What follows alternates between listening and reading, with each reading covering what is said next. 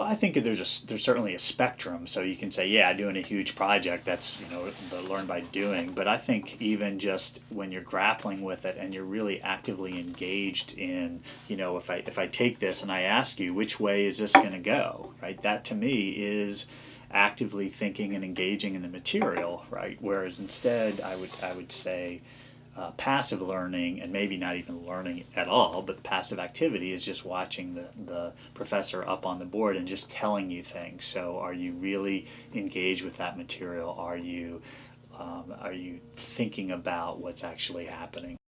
It's interesting because there is still a cohort that doesn't really think that that's necessarily the way to go. That wasn't the way that they learned. And I think it's also tough to change as you go through. So, what I would actually look at more is how the students do. So, when I first came here 10 years ago, and I'd ask them to discuss a problem or a concept question or something like that with their neighbor, it took them probably a week or two before they finally understood that, hey, I do want you to discuss this, and this is how you learn, and finally they would start grappling with that, and they would engage. Not all students, but now I think they've had it either in other classes, or maybe they're doing it from high school, or their freshman physics or math courses are really doing it more. So when I ask them on day 1 or 2 to discuss with your neighbor, and I'm going to call on one of you by name, I mean, they're just like bursting into song. So they're ready, I think, to make new friends and to talk with one another. And I think they recognize